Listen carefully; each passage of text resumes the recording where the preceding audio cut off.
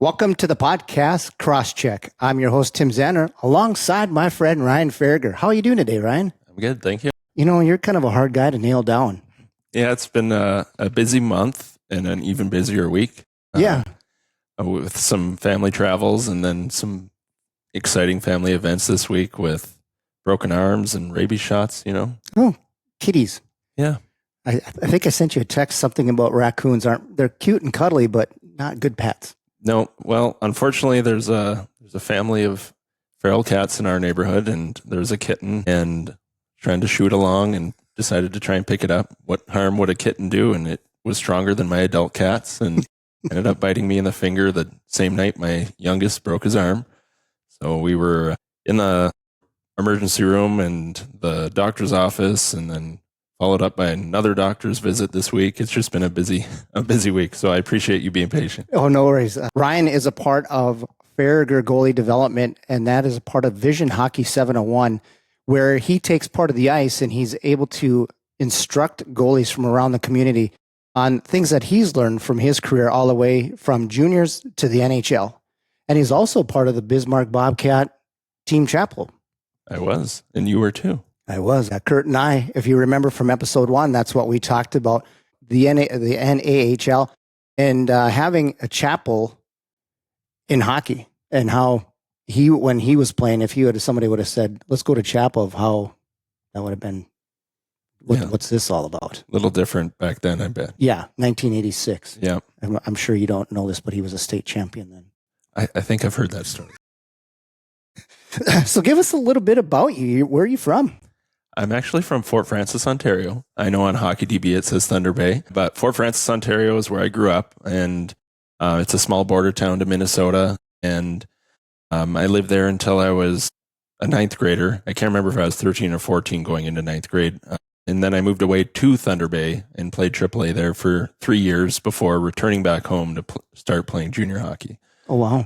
But Fort Francis is a tourist town, logging community. There used to be a paper mill there.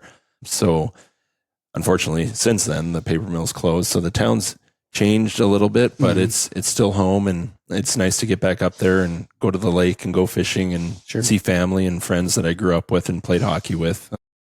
As you know, as a hockey dad, all the traveling you do with your son and your daughter's teammates, those are memories they're going to remember forever. And I was just talking about it yesterday about still remembering all the hockey tournaments we went to and the silly things we did at the hotel. You remember the games sometimes, but usually the hotel mini sticks and shenanigans that you remember. Some of those stories are still untold to parents. Yes, they are. So Fort Francis, that's close to International Falls, right? For people geographically. Thank you. Yes, it was there. Yep. So my mom is actually from Minnesota, which is how I'm able to work over here. I have dual citizenship through her. Yeah, growing up, I used to walk across the border with just a note saying I'm going to grandma's, and I'd go and hang out with my grandma or go fishing with my cousin. And obviously after 9/11, that changed a little bit. You had to have a photo ID and then the passport after that. But yeah, I grew up basically a dual citizen, going back and forth regularly and playing against the kids from my falls and having a heated rivalry with those kids growing up. I know they still have a hockey game between the two high schools, Fort Francis Muskies and the I Falls Broncos, once a year, and it's a big deal for the communities over there. Wow, that would be fun to watch. I know, we compare things sometimes to Minnesota because we look at their state hockey versus our state hockey, but then you look at things up in Canada too about the rivals there and how much bigger and the depth that it has to it from the generations that have been playing in those games. Probably rivals what Minnesota has for hockey tournaments and stuff. Oh, for sure. I mean, hockey is definitely Canada's sport. I'm not saying that they are the best at it, but it's you grow up in Canada and you're expected to put on skates kind of thing. Yep. Weirdly enough, I grew up in a family where no one played hockey. My dad was a football player. If you've ever met my dad, he's 6'7". He used to be around 300 pounds. And yeah, he's a football guy, didn't know anything about hockey. My older brother started playing probably at 6, 7 years old, and I'm 7 years younger than him. And so I grew up in the rink watching him play and being thrown in the net as a shooter tutor. And then I fell in love with the position of goalie from that, I think, and got into hockey that way through my brother. Sure. Now, this is totally off topic of hockey, but I was introduced to something when I was up in Brendan for a hockey tournament that I absolutely fell in love with, and it's not Tim Hortons. Ketchup chips. Yeah. Ketchup chips are pretty special. If you buy them over here, they're nothing like the old Dutch ketchup chips up there. Yeah. One special thing I do, didn't talk about this yet, but teaching at Legacy, since I started there, every fall, my parents would bring a box of old Dutch chips, and I'd give my kids a taste of Canada. So Sure. they get some chocolate bars from Canada and then chips from Canada. So unfortunately, I didn't have Aiden, so he never got to taste it. If that's one thing that you're not like, oh, you're on the fence about ketchup chips, you have to get them from Canada because they are the best. I'm addicted to them. And fortunate for Kiana has a teammate that her mom also is from Canada, so she always brings chips down. Okay. And I sneak some out of Kiana's bags when she's not watching. Well, Kiana, just ignore that. Yeah, we'll edit that out.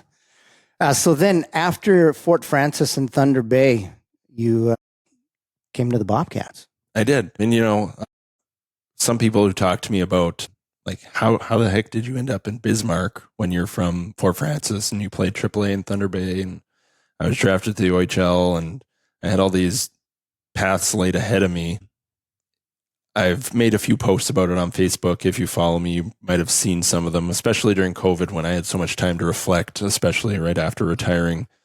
God laid this out for me, and I don't know how any else way to explain it, because it was me deciding to stay one more year in Thunder Bay, and my coach being a former Sioux player, for the life of me, Kevin Hoogstein.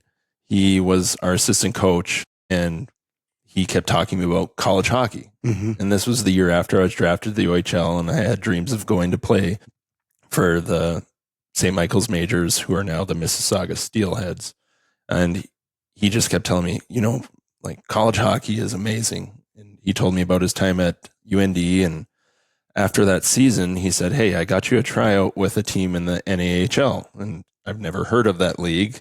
And this is in the early years of teams having websites. And I looked at it, and the website was just chunky. And I was like, oh, this is not that great. On par for, North Dakota. Yeah, I guess. But nonetheless, I checked out the website and took a look at some of the things about the Bobcats. And I just said, what the heck? Why not try out? He said, I played at UND with the coach. He played at UND with him and had that connection. And I went to Prior Lake on an open camp tryout, and I stood out.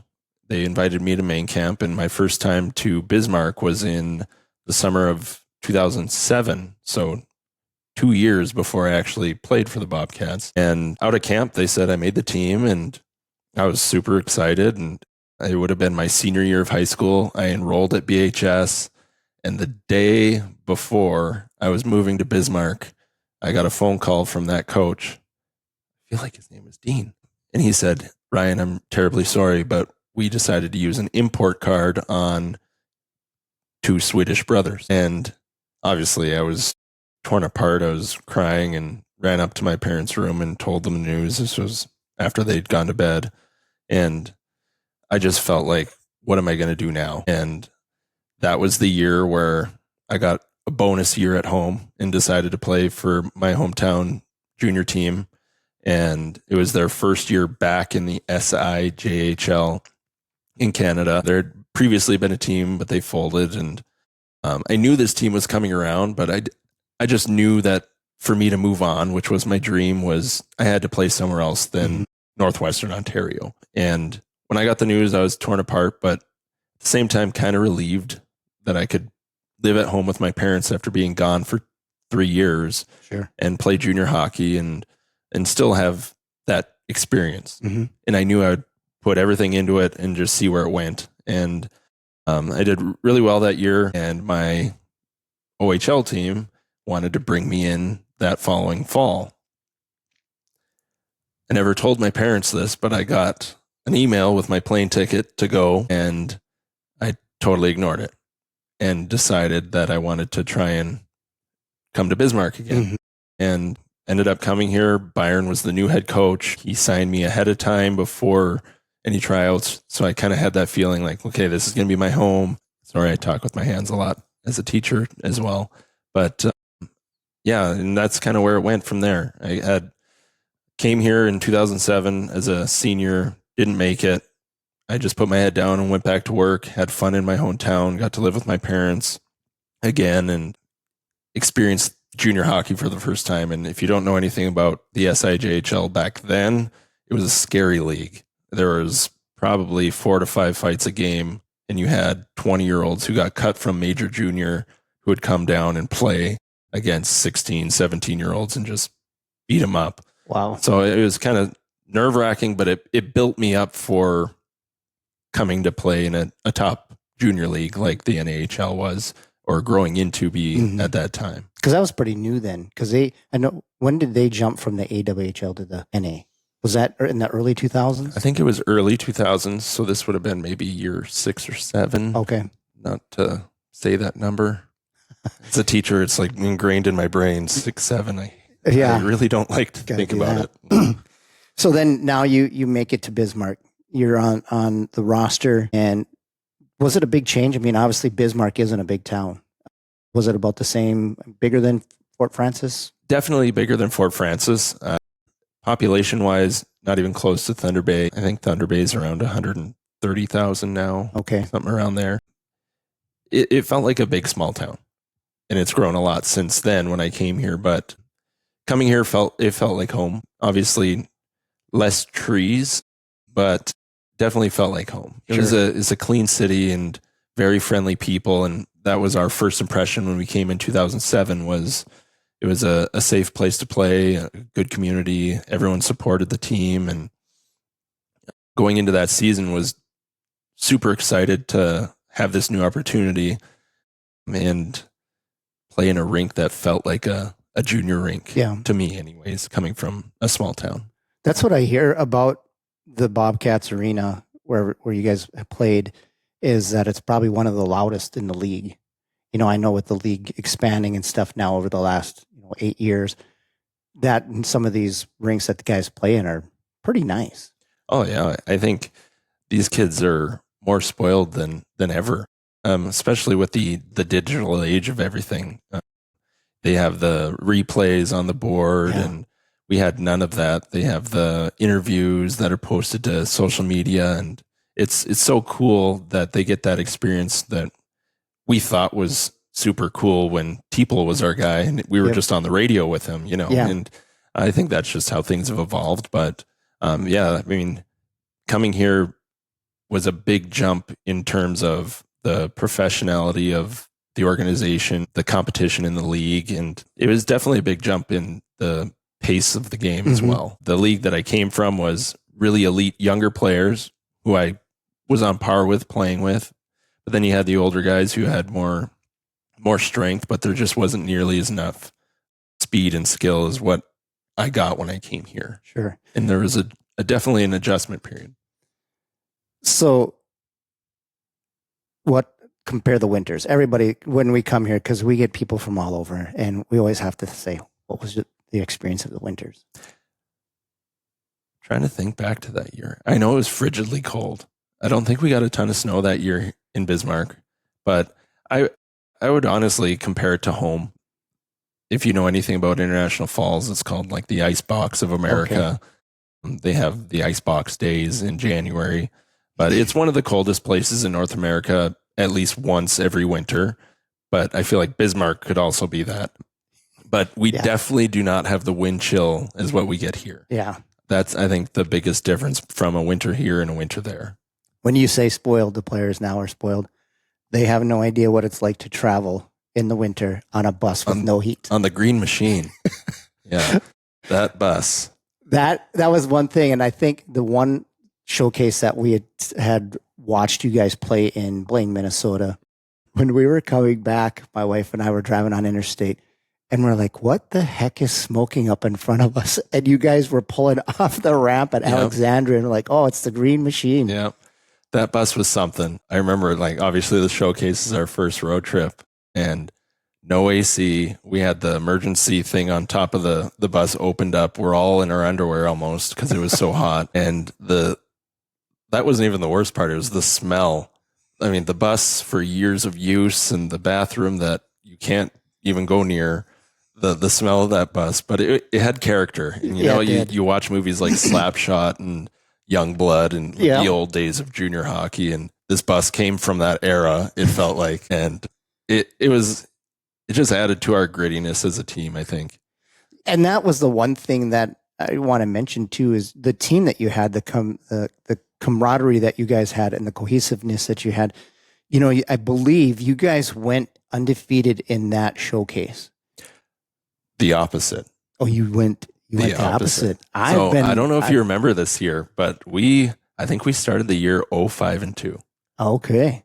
I stand corrected. Yeah. So I talked with Lane or Byron after those seasons, and I think I was this close to being traded up to the MJHL because we hadn't got a win. Yep. And thank goodness that Byron or whoever just said, no, let's just wait it out. And we got our first win up in Alaska on a road trip. And it was my first shutout, my first win of the year. And we celebrated the whole night at the hotel afterwards. I remember Teeple getting up and singing American Pie, and we're all dancing. And it's one of those special moments that starts something special. And it was right about that time where Byron made a few moves and he acquired some pieces from Fargo, McCarthy, and goodness, another guy who went to Wisconsin. Shouldn't remember all my teammates' names. I've had a few concussions since then, so forgive me if you're watching this. But it was just one of those moments where if you're watching it from an outside perspective, that was our turning point. It was immediately after that win, and we made a few moves. Byron got the right pieces, and we just went almost unbeaten the rest of the hockey season. Yeah. And that year was just a lot of fun to look back on. As a mascot for that, it was a lot of fun. Because you guys brought the energy, which made the crowd bring the energy. So the barn was just full of excitement all the time. And when you guys made the playoff run, there's so many people on the bandwagon, I would call it, but just on the trail following you guys, the support and everything, and then you guys pulled it off and became our national champions in 2010. And that was, I still have that vivid memory of you raising up the cup, and then at center ice, they called it a toque. Toonie. A toonie? Is that a coin? Yeah. So that's a $2 coin in Canada. Okay. Yeah. It sounds like it's from a cartoon. I know Canadians always get made fun of it, but yeah, it was that, like I said, the whole season was memorable, but playing in that national tournament was the pinnacle of most of our hockey careers at that point. And sure. For Byron, definitely his coaching. He moved on after that. And I think what it was all the head coaches in the national tournament were all Canadian, and they decided that they'd put a coin at center ice, kind of like they did with the 2010 Olympics up in Vancouver, which was that year as well. And they did the same thing, but they put a toonie instead of a loonie, which is a $1 coin with a loon on it. And after we won, Byron called me over and he said, "Here, come get this." And they had a torch to the ice, and what's going on? And he handed me a pocket knife, and I dug it out, and I know there's a YouTube video somewhere, and I hold it up and say, "It's a toonie." I might have to find that. Yeah. There might be some foul language on there. I don't know. So when you played for the Bobcats, you held a respective 91 to 92% save percentage. That's impressive. Looking back at it, it didn't feel like it. You know how kids nowadays, they obsess over stats. Mm-hmm. I don't think I looked at it once. All I cared about was if we were winning or what I was doing for the team. I never really looked at stats. And I know you have notes here, 89 save percentage for the Sabres. That's pretty bad when you look back at it. But I felt like I did really great that year. Okay. And I think that's a lesson for a lot of goalies, especially, is you can be on a really bad team and have bad numbers, but you can still stand out. And I think some kids just get so wrapped up in numbers stats, even forwards, defensemen, doesn't matter, plus minus, like when people are watching you, they're watching more than your ability. They're watching how you handle yourself in adversity and things like that. And I never realized my numbers were that good those 2 years. Other than the newspaper guy, I can't remember his name. He brought up a number to me. He said, "Did you know that when your team scores first, you haven't lost a game all year?" Oh, way to put that into my mind, right? And I looked at him and, wow, that's a good stat. Yeah. I said, yeah, that's a very good stat. I said, well, interesting. Hopefully it keeps going.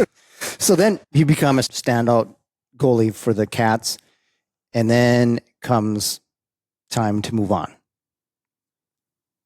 Did you have more than one college looking at you? So I did. Obviously, my first year here in Bismarck, I was 19, so it was my second to last year. And I really was hoping to find somewhere to go at the end of that season. And obviously, with the success I had, I thought that should happen. I was originally committed verbally to Dartmouth College. My parents were super excited about it. I went out and visited. Beautiful campus. Obviously, it's an Ivy League school. I was excited. And just the way life goes, I think right around that time, I know my family was going through some stuff and I didn't want to be so far away from home. And I knew coming back to the Bobcats, Lane had talked to me. He basically said, you will play as much as you want to play next year. Mm-hmm. I did have a USHL opportunity to go to Sioux Falls or Cedar Rapids. I can't remember, one of the two. And he said, you're going to be a leader on this team. You're going to be the foundation. And I loved working with Lane my first year. I loved Bismarck, and him telling me that I could play as much as I want. I was like, okay, I'm coming back. Yeah. No problem. And I don't really like change anyway. So I would want to come back, but he incentivized it for sure. But coming back, it was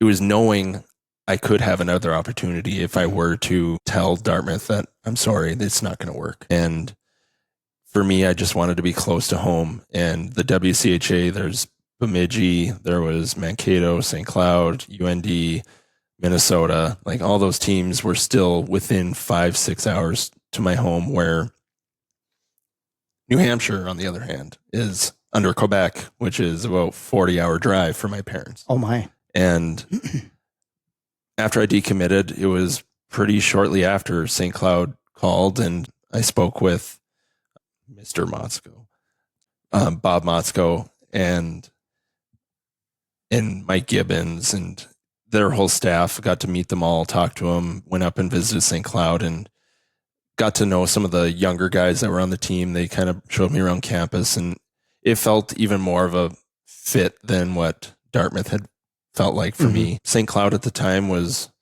just one of the grindy teams that were in the WCHA and fought for maybe winning a game or two in the playoffs. And they were never the big favorite, and growing up in a gritty town like Fort Francis, it just felt right. And I was excited for that opportunity, especially being close to home. If you got to know me at all, like, family means everything to me. And being able to be close to home meant more than being in the WCHA at that time. Sure. And after that first year, it was like, I made the right choice. To me, it felt like I made the right choice.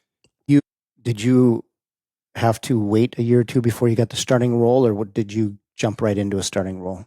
So Mike Lee was the guy when I was there. There was a few other goalies with me. Philippi, who was actually on Fairbanks from the team that we beat in the finals. My first year with the Bobcats, he joined the team as well. And they had another senior who was kind of their third, fourth goalie for a number of years.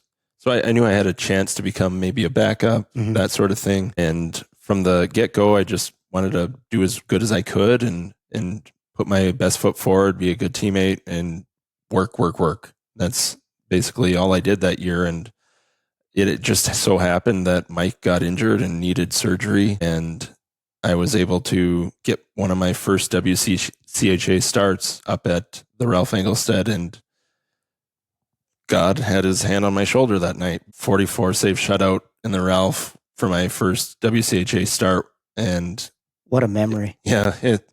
When I look back at it, if I think too much about it, I might cry, but it's just one of those parts in a long career where you look back and it was a special night. My family was there, extended family. My now wife, my girlfriend back then, came from Bismarck to watch, and it was just a night where I had it. And as if you're a goalie, you get it. Mm-hmm. You just know when no one's going to score on you. And I was making some weird, very risky plays, but it worked. And it was just one of those nights where everything clicked and it felt great. And as soon as that game ended, I knew I could be a starter. And like I said, he was injured for a significant amount of time, which afforded me the chance to play a lot as a freshman, which isn't typically the case. Sure. So again, the choices leading up to me even getting there, it's God. And I tell people that, like, you couldn't write a script like I've had in my hockey career to where I got. So for any of you watching that aren't familiar with North Dakota hockey, the Ralph Engelstad Arena is probably one of the premier rinks around the country. Not too many people get the opportunity to play on the team, but just to get to play in the facility alone as an opponent, hearing the chants of the crowd, they're sometimes can be ruthless to the opposing team, which is good. It's all in good banter. I can't imagine because, if it seats 10, 12,000 maybe? Something around there. And if it's a packed house, it gets pretty rowdy. So that is an accomplishment in itself to get a shutout in your first collegiate start. I was lucky enough not to have the fireworks that night. I got them the next night, though. You did, huh? Yeah.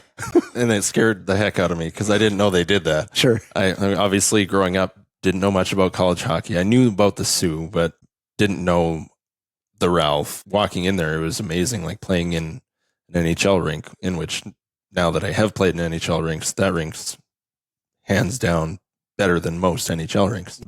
But yeah, the second night they did get one on me. I think it was pretty early. And when that firework went off, I kind of got shocked. Time out. I need to take a minute. You had good success at St. Cloud. Yeah, we just had such a great group of guys. And Motzko was a terrific recruiter. He just knew how to put a team together. And unfortunately, it didn't work out at University of Minnesota. They came really close in 1 year, but he has a knack for finding guys out of the woodwork that just fit together with the team. And there was even mid-season pickups our second year that he pulled kids out of the USHL mid-season, and they just gelled.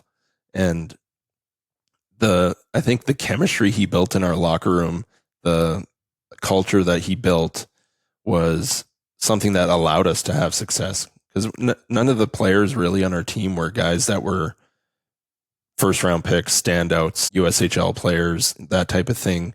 But he knew how to find the right players. And I think the biggest thing for us was we were like one family on and off the ice. We did everything together, and we pushed each other on and off the ice in the gym.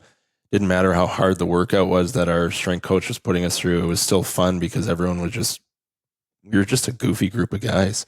And when I look back at those memories from when we had the success, went to our first Frozen Four as a program, it was a lot of times the time spent on the airplane, the bus, or the locker room that really stand out. Obviously, there's games that stand out too, like that game at the Ralph, but we just had such a fun group of guys. And I think if you're going to have success on the ice or in any sport, really, you need that cohesiveness with the players and that relationship with the coaches. And we had a good staff, and it was so much fun, especially that sophomore year. It was just so much fun.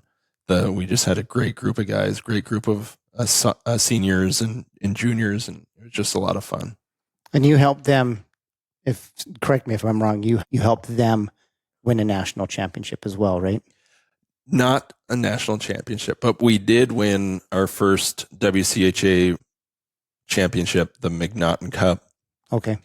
Which was first time in school history. We had a lot of firsts that year, which was cool for not just us as players, but for Motzko, because I don't know if you knew this, but he coached under Herb Brooks at St. Cloud, and St. Cloud was kind of like Herb's baby in a sense. Sure. He got D1 or got college hockey to St. Cloud, or not to St. Cloud, but put it on the map. Mm-hmm. You know, he made it into what it is today, or got it going in that direction. Yeah. And Bob was one of his assistants then. And obviously I think that was in the 1980s. So 20, 30-year gap between the two where they finally got their first WCHA championship. And I know that was very special for him and the other coaches, and obviously for us. And then the year following that, we entered the NCHC, and we won the first Penrose Cup, which is the regular season title. Okay. For that league as well. So we got to do a couple firsts in that sense. And then our first trip to the Frozen Four my sophomore year, and then junior year, we fell short against the Gophers to get our bid in at the regionals. Sure. And that's a whole nother story. That could be part 2. Yeah. And once your career was done. So now, by this time, do you have an agent signed? So at this time, the rules were a lot different with NCAA. You couldn't have an agent signed to you or you signed to them. But I had someone that was an agent that I talked to a lot. His name was Tony Matarazzo, and he is out of Winnipeg. And I was introduced to him through kind of like a spring AAA team coach, Sure, who played professionally in Europe. Again, names, man. It was something to do with butts, but I can't remember his name. There's a song that goes along with that. Yeah. Oh goodness. Okay, I'm going to stop trying to bring up names. But anyways, he introduced us when I was 16. Okay. Before, or maybe just after the OHL draft. And I kind of stuck with him for those years, all the way through Bismarck. After my first year, I said I wanted to see if anyone else was out there. And I met with like Neil Sheehy and a couple other guys, and ended up going with someone who I was familiar with, who's known me for a long time. And he would be the one that I worked with throughout my professional time. Okay. As well. And then he's the guy that helped you get with the Anaheim Ducks? Yeah. Okay. What was that like, signing an NHL contract? Interesting and very nerve-wracking because it was obviously after the season had ended. It's been about a week since our loss against the Gophers, and just being a regular student, going to school, hanging out with the guys. And by that point, I figured no one's calling. I had told him that I would like to leave after that year just because I knew where things were going. And I had some more family issues that year. And I think it was time for me to go. Looking back, I wish I would have stayed, but I had some personal issues going on. I lost my younger cousin to suicide that year.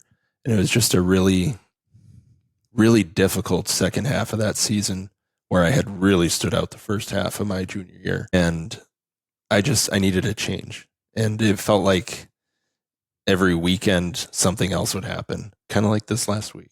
Yeah. But obviously I've grown since then. I know how to handle it, but I was just ready to go. And I told him that, and had waited about a week, and I didn't think anything would happen. So I just went about my business. And one day he called me and said, "I've got 2 offers." And I was taken aback, and okay. And he said, "Well, the Rangers would sign you to their American League team, but not an NHL contract, but you could earn one. The other team is Anaheim. They would sign you to a 1-year NHL contract." And so I was kind of shocked by that because my second half of the year wasn't the greatest, and was excited at the opportunity, and sat and thought about it for a while. And I figured, who gets this opportunity? Mm-hmm. So I went with it and told him that I'd sign with Anaheim, and whether or not it was the best decision I could have made for myself, I was ready for that change, like I said, and got to pursue it. Sure. So before we move on quickly, what was that experience like? So like I said, being a regular student, I think we were playing Mario Kart or something in our apartment. We had a few other teammates over, and my phone rang. That happened, and then it was like very fast from there. So I hadn't really skated in over a week, and I think within 2 days of them faxing me the contract, me signing it in the library, faxing it back. I think I was on a plane to go meet them in Binghamton, New York, on a propeller plane, which was my first time, and it was scary. That would be scary. And so, yeah, between sitting on our couch in our icky apartment to backing up an American Hockey League game was about 48 hours or something like that. Could have been longer, but I got off the plane to the rink 15 minutes before warm up. Oh my. So I threw on all my gear and got on the ice with them, and here you go. Here's professional hockey. So I was kind of thrown into it and then traveled with them the rest of the year and got to get a taste of professional practices and the routine and everything. And there was guys that I grew up watching play for like the Maple Leafs that were on that team. And it was just really cool for me to get that part of it. And that just lit a fire in my excitement of that childhood dream of you got here now. Mm-hmm. And now the work begins. On the flip side of that, you get the reality check that, oh, this is my job now. Mm-hmm. And I think that was a tough thing to overcome because it's nothing no one really coaches you for, the reality that this is your job. And I think there are people who come up and they are coached like that, but I think they're from the bigger hockey factories around the country Sure. or in Canada. But me from Fort Francis, taking the route that I did, no one really prepared me for that. Yeah. But it still didn't take away the sweetness of you're almost there. Yeah. So any notable names that you played with? Again, I should have asked the names. I can't remember his first name, but Steckel. Yeah, I know he was the one famous for injuring Crosby in the outdoor game. I believe he had a short stint with the Leafs. Grant or Garnet Exelby. I remember him having a short time with the Leafs. My first year, Danny Heatley, Ilya Bryzgalov were like the big names that came down that year. And it was pretty neat. Like, I hung out with Heatley quite a bit. He was a super nice guy. Bryzgalov, I kind of distanced myself from. He's kind of strange. And he kept to himself anyways. But yeah, like that first year was a whirlwind of going from just being a student playing college hockey, which was an amazing experience in itself, to being one call away from the NHL and having the busiest life you can think of every day and being pushed in the sport that you love. It was really neat. Was it a big adjustment to, with the travel, the training, game film? Was that a big adjustment? I mean, probably. Did you get a touch of that in St. Cloud? But we definitely got a touch of it. They did a really good job of preparing you for the professional side of the game, but the schedule is nowhere near as grueling, especially when Anaheim's AHL team was in Norfolk, Virginia. That East Coast was a lot of busing. Okay. And a lot of 3 games in 3 days or 2.5 days, because we would go play Friday night, Saturday night, and then Sunday at like 11:30. Oh my. And you'd go from, I don't even remember where we went, but I just remember my first American League start. I'm pretty sure it was the 3rd game in 3 days, and we bussed all night, got off the bus, and we were basically preparing for that game. And that was tough. We were playing the Islanders farm team, Bridgeport Sound Tigers, I think they were called. Really cool rink. Their Jumbotron was as big as the whole ice. It was a neat experience to have my first game there, because I've heard of them before. But yeah, being the guy that they throw in for the 3rd game in 3 days where everyone's gassed and was another part of that process. You go from being a starter to, okay, I'm the guy that they're going to play when the starter's tired, and kind of just figuring those things out too. That was my first time in that role. So, but it was fun. So how long did you spend at that level? So kind of up and down all 5 years that I played. I ended up having some concussion issues that forced me into retiring. My wife and I started a family before my last year of playing, or before my last 2 years, I think it was, before retiring. And I kind of kept the head issues quiet my last 2 years. And I think I should have stopped a little sooner. But I had a really good year when my son was just a baby. Really tough start to the year because my rights wouldn't be released from Utah. Again, I could talk all day about all these stories, but Sure. I had a really good year, but I suffered a concussion when I was called up to Calgary's AHL team. And I got them right into a playoff spot where they weren't when I got called up. Ended up having the head injury, and I didn't want to tell anyone because I was right there. Mm-hmm. I was talking to Calgary's GM, and they were thanking me for what I did for the team, and I was super excited. And I thought, like, this is my chance to get back in the American League and potentially another NHL contract. And so I gave it one more year, and luckily, I didn't have any more injuries that year, but the damage had been done, and I still suffered from some of the symptoms regularly, which were at its peak really, really rough. Sure. Driving was difficult. Any loud noises, light, having anxiety for the first time in my life. Keeping that quiet to the team was pretty tough, especially if I had a bad game. I couldn't be like, well, guys, I have a concussion. Yeah. You know, it was hard. It was hard to keep it quiet, and it was hard to kind of struggle through some down parts of seasons because I didn't want to share it. Yeah.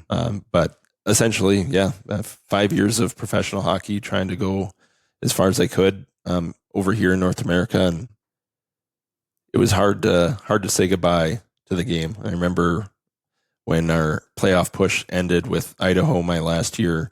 It was in Tulsa, Oklahoma, and it didn't feel real that I already made up my mind and told my wife and everything, and it didn't feel real that it's done. Mm-hmm. You know, it's hard to close a chapter on something that felt like it was your whole life. And I think I struggled with it for a good while, trying to figure out what am I going to do after this and what's the next step. And at that point, we haven't really gotten into the faith stuff yet. I'm sorry, I'm kind of jumping ahead. You're right. During those 5 years, I really fell away from God. And when I quit playing hockey, I felt lost. And it took until COVID hit, when the whole world really got lost, where God basically came back to me and just said, hey, I'm still here. And it was some late night during the shutdowns where I finally prayed for the first time in 3 or 4 years. And I felt God's presence and basically reassuring me that things are going to be okay and that you'll figure things out. And it was from that point on where my relationship with God reopened, and things just kind of fell into place from there. That's a really awesome story. And we will definitely dabble more into that here. I wanted to discuss your Faragher Goalie Development program that you have. That is something that I like to see with you and your wife could have gone somewhere else. And granted, she's from this area and stuff, so I'm sure she wanted to get back home, be closer to her family. But it's really awesome for me to see how you give back to the community. Obviously, you became a teacher at a local high school and eventually became their high school coach. And then now you teamed up with Vision Hockey 701, where you can have one part of the ice to instruct goalies while they're doing skill stuff on the other side. And, you're building competitive, confident, and consistent goaltenders. And, my daughter's been with you for 3 months now, I think, on a steady basis.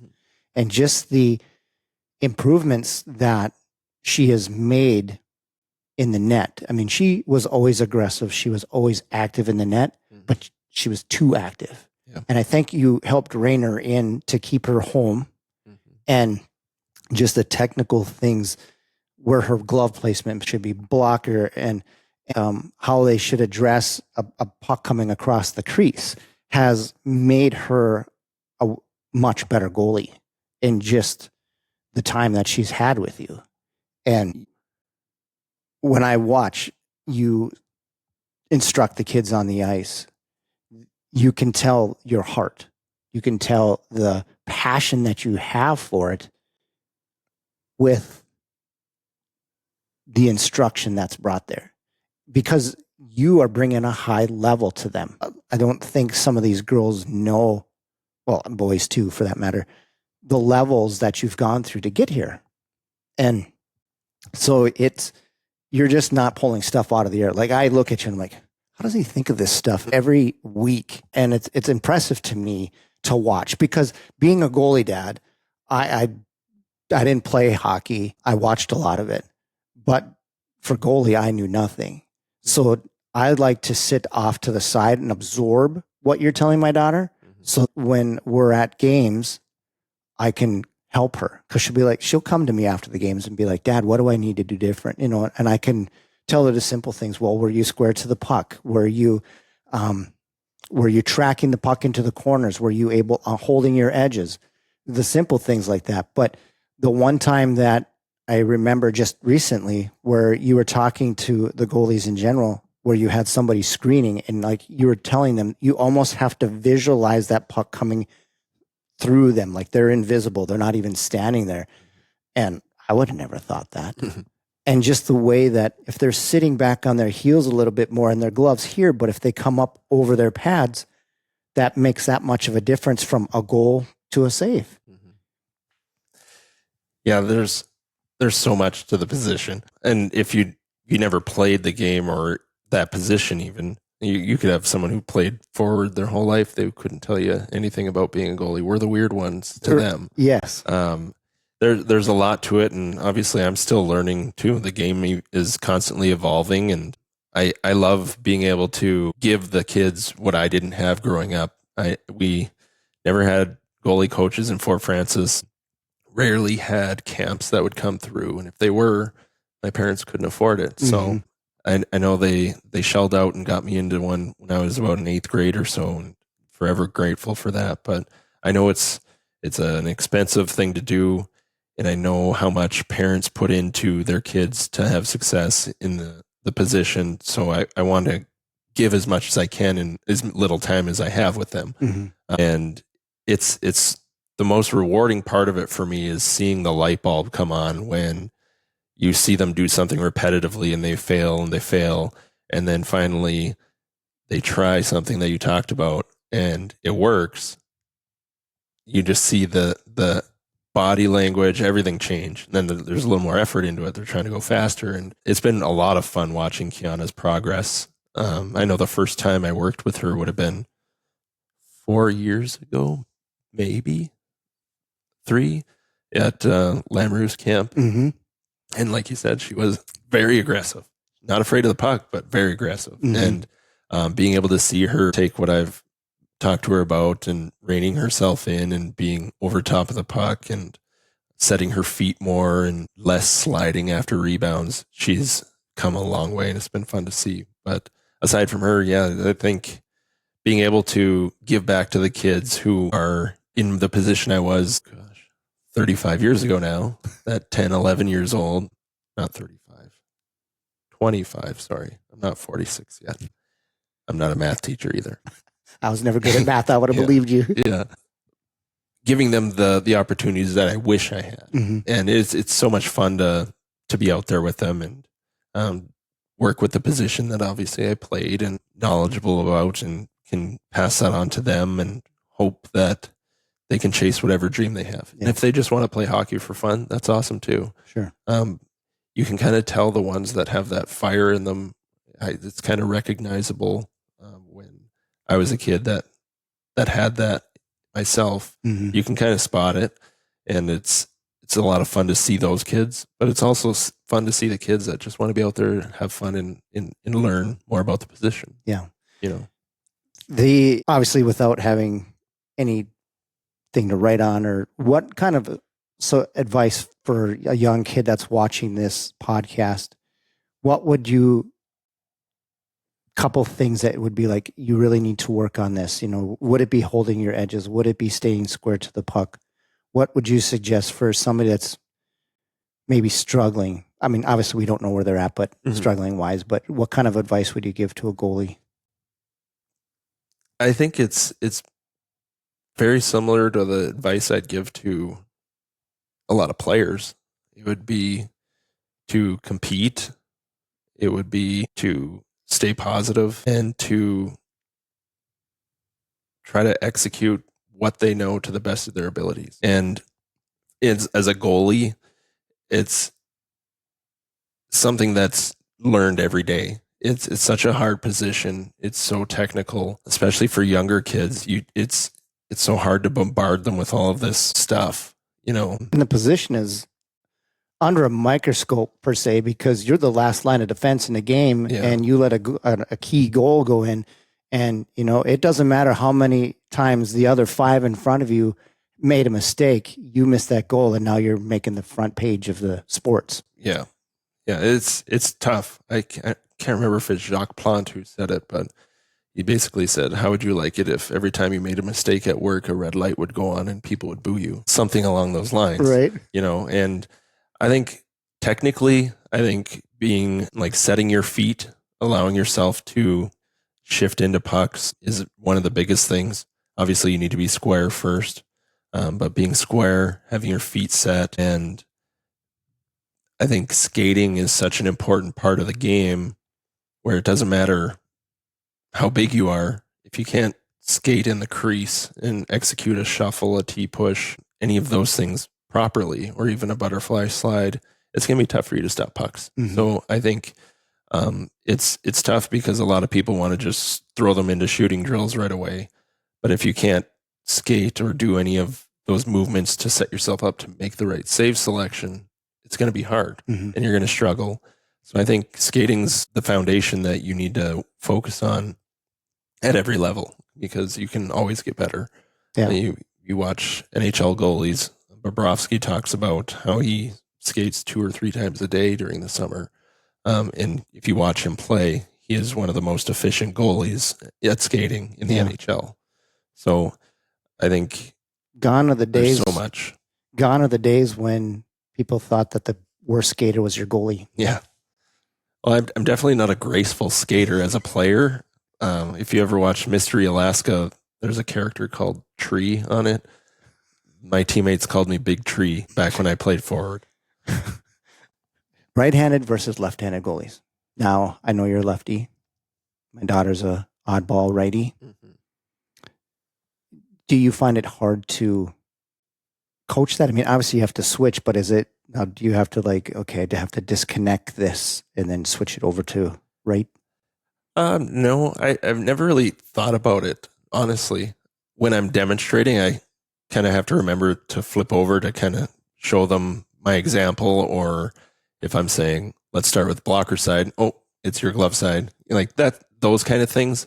Outside of that, it's pretty much the same. Other than if I'm talking about the shooter's handedness and the scenarios that they might get into if, let's say, a lefty is rolling out of their offhand corner, it would be her glove side. See, I have to do it to even think about it.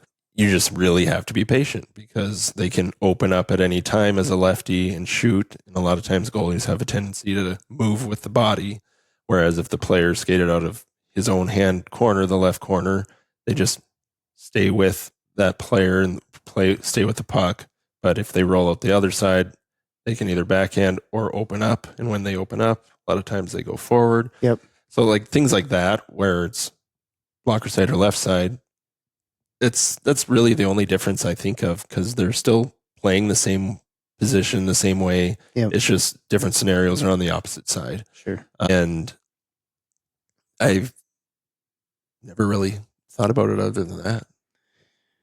Other than they do look a little stranger than a left-handed goalie. They do. And shooters don't like that right-handed. I've heard a lot of throughout this past year with my daughter, like we were in Minnesota and the coach yelled something that she was throwing their shooters off because they were always shooting into her glove. Yep. Yeah. I mean, that's a spot that's favored by shooters is low blocker. That's a difficult spot for especially young goalies.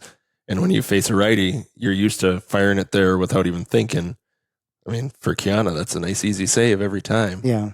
Outside of that, now players are being, especially on breakaways, trying to shoot at the heel of the stick. If they were to try and shoot at the heel of a stick thinking she's the opposite hand, it's going to be right into her blade. Mm-hmm. So I could see how that would frustrate shooters, but in the coaching aspect of it, I think it's pretty much the same. Sure. What could you tell me as a coach that I know that oftentimes goalies get overlooked during practices when, they were running a drill, what could goalies be doing on the other side that when they're not even in the drill? I mean, I think one time my wife took a picture when my daughter was at practice and she was leaning up against the post. She's like, I'm not sure if she's asleep or if she's not paying attention. So I think one of the easiest things for a goalie to do when they're not being utilized in drills is to skate. If they have a goalie coach or another coach out there that could come down to their end, that'd be even better. They could work on some goalie specific drills if they have access to that. But if you're not being utilized, the easiest thing for you to do is to do skating drills in your crease. Sure. I know with the Bobcats, especially day before games, we're in college pro too. Day before games, you're typically not getting as many shots or reps during drills. And the easiest thing for you to do is just work on scenarios. As you get older, you have video and you're preparing for that team. What I would do is I'd watch the other team's power play, look at their patterns on the plays that they like to run. And when the play is not at my end, I would go through those skating sequences of, okay, they like to go low to high, hit the bumper, kick it out to the winger. And I would just hit that pattern.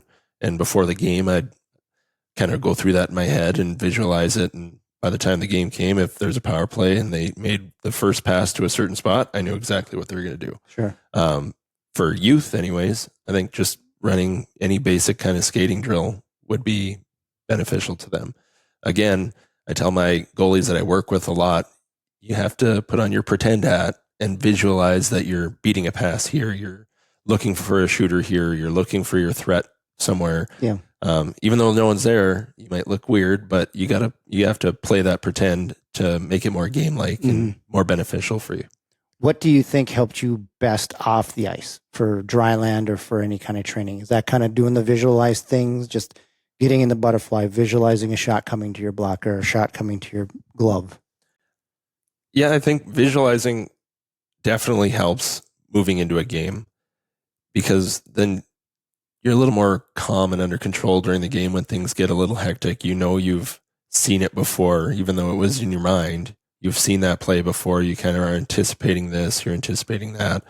But in terms of like training and stuff off ice, there's something different for everyone, I think. For me, I didn't think I really found my true training off ice that benefited me the most while I was playing until after my first year of professional hockey.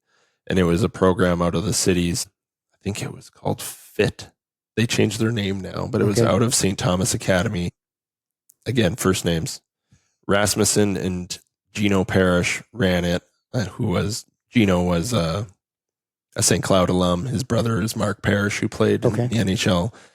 They did a terrific job. And the program that they had there, that was the first summer where I worked out consistently and went on the ice and felt a noticeable difference with my speed. And a lot of it was low weight, high reps, a lot of jumping, a lot of iso holds, those types of things where most guys think you got to lift heavy weights. And it wasn't until that year where I realized I don't really need to put more than 185 on a bar and feel strong and fast, especially for the position as a goalie. Yeah. Where you have to rely on your fast twitch, quick reflexes, stops and starts, which is a lot different than other positions. Sure. For the meantime, if people want to get a hold of you, the best way is to go through Vision Hockey, right? Yeah. For scheduling things, unfortunately for this summer anyways, things are pretty full. I'm hoping in the future where I can get a little more availability even throughout the hockey season where I'd be able to have some small groups skate throughout the week or on the weekend or something if there's time. Vision Hockey or Instagram, Facebook, they can always message my personal account and I can try and get back to them as fast as I can. But with 3 little ones at home and in school and coaching on top of that, I'm trying to find a good balance for everything. Like I said, family is first for me, and I care about giving back to the community, but at the same time, I want to hold on to that family time as much as I can. Right. But yeah, anyone of those avenues. If you want to get a hold of them, you can message through Gmail. You can go to visionhockey701@gmail.com. And then on Instagram, FGD Hockey for Faragher Goalie Development. And then you can check out Vision Hockey 701 North Dakota on Facebook. Switching gears a little bit, is there anybody throughout your hockey career that was influential with you spiritually? I mean, because we talked a little bit about, was it weird coming to Bobcat hockey, finding out there was a chaplaincy? I think it was kind of a breath of fresh air for me because when like I said, I moved away from home as a freshman and playing AAA was very busy, a lot of times gone on Sundays, went to church as much as I could at that age. And then, like I said, kind of had that lull, but that was after the Bobcats. But coming here, it was nice to know that I had that where it wasn't just my mom who was that influential person and who I went to church with. And not having a car my first year, I really couldn't drive to any church or anything like that. I lived up in the hills in Mandan with my Billets family, and it was nice to have that. It was nice to know that there was you and Kurt that were there for us spiritually, and to know that my teammates were doing that as well. Because I know, like you said, in the 80s, that would have been something that would have been laughed at almost. Right. And even coming up with, at my age, throughout the 90s, early 2000s, it still was something that was kind of like, what are you doing? Come on. Yeah. And I think that culture has changed quite a bit, and obviously for the better. You have more professional athletes now professing their faith on live television to millions of people, and that's such a cool thing. And like the things that FCA has done, and there's also other hockey groups. For the life of me, I can't remember. I know it's through FCA, but they kind of have their own branch. They came to St. Cloud, and I went to those as well, and didn't really have much of that professionally. And like I said, those were the years where I kind of drifted away, but it was nice to have that. And I think it's the more you have that available to guys, you never know when you can change someone's life or pull them in. You see it. I know on the Hurricanes this year, there's been a number of guys who they found Jesus, and it's really cool to see. Was it Slavin? I think Jacob Slavin's one of them, or Slavin. Slavin, yes. They were talking about how they would even read scripture and study the Bible on planes, on the plane trips and stuff like that. It's really neat. Where I would normally think that they're on their phones doing something, maybe their endorsements, whatever, 1,000 things that would pull them in a different direction, and they're choosing to pull out the Bible and read it, which is for me is really encouraging. Tells me I need to do a little bit more myself, with that. And did you feel that it helped you stay grounded? I mean, Kurt and I talked a little bit last week about how you guys are kind of on a platform here, that you're kind of the premier thing in Bismarck, as close to professional players as you could get. And so people looked at you a little bit differently, but do you think that kind of helped you stay grounded? Yeah, definitely.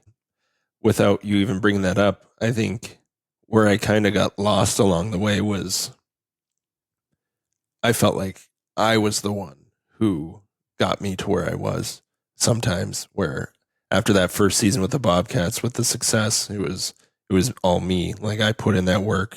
My teammates obviously helped me, but like it really wasn't God that did it. And I think that's where I kind of got lost along the way, and probably what changed the trajectory of my career, because I strayed away from it, and I got bigger than what I was, and I might have thought I was better than what I really was. And I think that probably was a part of the success that we had as a team that year was, like you said, it kept us grounded. And to remember that year in particularly, I still prayed every single night. And I'm not just saying pray and you'll win, but like that, I think it did keep me grounded. It kept me focused on what the real thing was. And that's glorifying God through the gifts that he gave me. And unfortunately, those years in between, we're kind of lost to that, and we're definitely living a different life than what I wish I would have. Did you have a teammate or a coach or a family member that was influential to you through those years? Try and think back. Not really a teammate.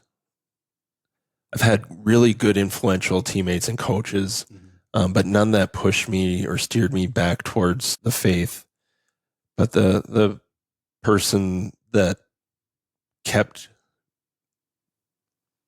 me around, like I don't know how to explain it. Like I knew I was living a way that I shouldn't, like without going to church regularly, without praying, without just giving my life to God.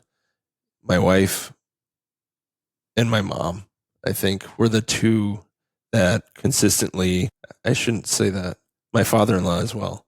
He's a great man. I don't know if you know his name, Doug Leet, but he works at Charity Lutheran. Okay. But throughout those years where I wasn't as close with God or the church, my mom, my wife, and my father-in-law, they're just their example of their commitment to God and to living according to God's will, and the example that my father-in-law not only had as a husband but as a man, I think was very influential in me as a father, and with those three being able to come back and know that I'd be welcome back. Like I said, it felt like God was just waiting for me to say, like, please come. And he was there. Yeah. And that night, like I said, that was the one night where I knew I felt God's presence, and I felt like I was given a hug, and I knew from then I had nothing to worry about. Yeah. Even as the world is continually burning around us, Yes. literally up in Ontario near my hometown. Yeah, can't they get that under control? I know that things are going to be okay. Yeah. It's funny you say that, because that's another thing that you don't know about me, but that connects us a little bit more, is the father-in-law aspect of it all. How influential they are. I remember being asked to go to church when I first moved here. I was like, I'm good. And then my girlfriend, now wife, was like, you sure you don't want to check this out? I'm like, no, good. And they just kept doing it in a loving way, kept asking. I'm sure they were praying about it, but the influence that they brought, the subtle ways, he'd be like, well, the man of the household, you need to do this. And I'm, point taken. And so our father-in-laws sound like really great men that had awesome mentors, had awesome influences in their lives, that want to continue that on, obviously because of being the spouses of their daughters, but it sounds like your father-in-law is amazing, and especially accepting a goalie into the household. Or a hockey player, right. And a Canadian. Yeah, that eats ketchup chips. Yeah. No, that's really cool. Is there a favorite scripture that really kind of carries you through this, or is there something that stands out to you that you would like to share? So one is Isaiah 40:28 through 31. And like I said, during that tough time of my transition from professional hockey to what am I going to do now, knowing I have to go back to school if I want to get my degree. I was working at BSC at the time as a grounds worker. And honestly, at times I felt like I'm just going to join the National Guard and I'm going to work here and that's going to be my life. And then that night happened. And then when I started to read the Bible a little more, this verse just kind of laid the foundation. Like, you're going to be okay. God has it. Trust in him. And eagles have always been like an important animal in my life. Being from where I am, they're around our cabin all the time. And after my grandmother died, who was Native American, they're important in their life as well, or Native Canadian, Aboriginal. And this verse incorporates eagles. It goes, "Do you not know? Have you not heard? The Lord is everlasting God, the creator of the ends of the earth. He will not grow tired or weary, and his understanding no one can fathom. He gives strength to the weary and increases the power of the weak.